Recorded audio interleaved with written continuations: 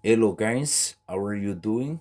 My name is Jeff Dennis, your Creole teacher. In this video today, we are going to make some exercises with the verb to be in Haitian Creole. You can also learn the negative with the verb to be in Haitian Creole, guy. Just pay attention and watch this video at the end. I promise you, guy, after being watching it, you can learn properly how you can use the verb to be in Haitian Creole. Let's see, guy. Bonjour tout le monde. On sou chanel la ki se jeffdenis56. Jodi an nou pral montrou comment ou capable faire exercice avec verb to be ya nan langue anglais ya, ou même qui a pas prendre anglais. Ou connaît verb to be ya qui vle di en créole c'est les m'a parlé de tête moi utiliser le tout les m'a parlé de yon l'autre moun. OK guys? Et let's see how we can use it. So, jodi a, nan leçon ça, nous pral parler de négatif verbe C.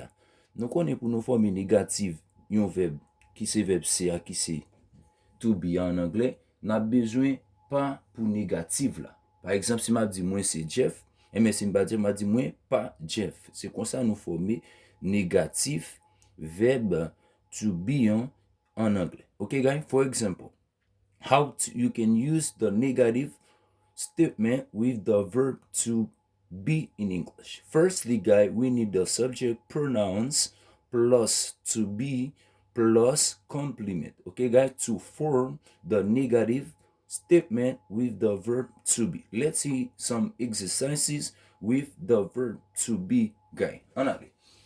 Verb to be exercises. En créole, verbe CA exercice. A.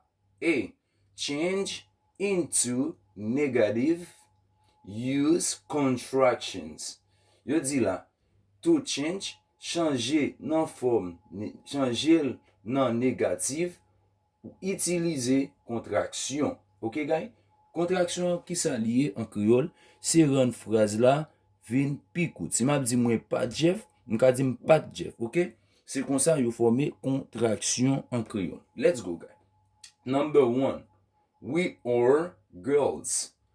Li vle di en créole, nous c'est filles. Kounya m'a forme négative là, à la forme négative là, m'a dit we aren't girls. Ça veut dire nous pas filles. Number 2. I am a teacher. I am a teacher. Ça fait me dire oh parce que m'gagne tia qui sont consonne, et bien a yo prononcer le tout plusieurs façons. M'ka dit I am a teacher. OK, si on me dit ça, il pas bien problème. Ça veut dire moi c'est yon professeur. Contraction veut dire I ain't a teacher. Ça veut dire moi pas yon professeur. Number 3. You are a dentist. OK?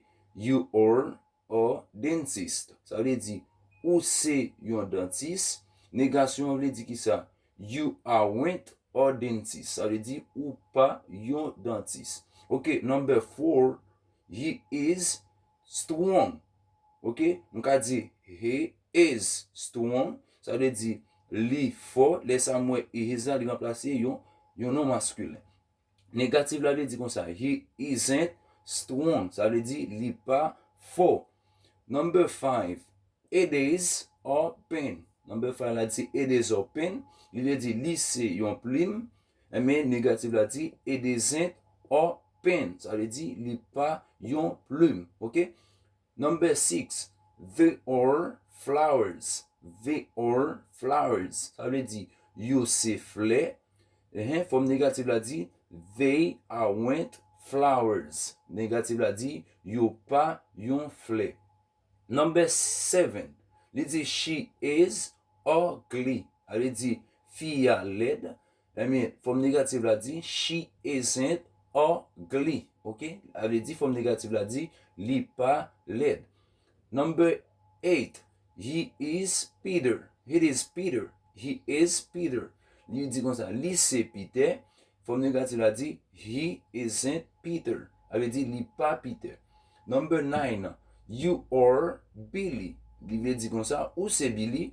Number from negative la di, you aren't Billy. Number negative la di, li pa Billy. Number 10, li di, she is Astrid.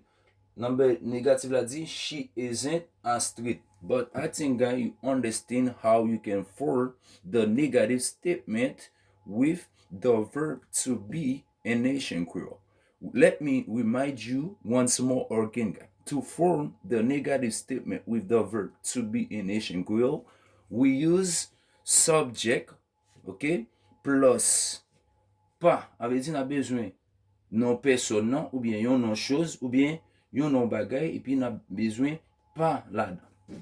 Okay, guys? So, how to form the negative statement with the verb to be in Haitian in English, guys? We need subject plus to be plus complement. Okay, guys? Pour former négative yon verbe, yon phrase en anglais, wap bezwen sujet, wap bezwen verbe la, li gen dwa pa verbe to be an, mais wap gen base form, ok, plus verb plus complement. Lesa wap gen complément. Complément qui s'allie, c'est toute partie qui place derrière verbe là. Par exemple, gen oui qui c'est sujet là, or qui c'est verbe là, girls qui c'est complément, c'est toute partie qui passe derrière verbe là. On a regardé si vocabulaire qui te gagné dans phrase là. Let's see some vocabularies. Ok, guys? To change. To change qui signifie changer. Ok? Strong qui signifie fort. Pen qui signifie plume. Flowers qui signifie fleur. Dentiste qui signifie dentiste. I am qui signifie moins c'est. Ok? To use qui signifie utiliser.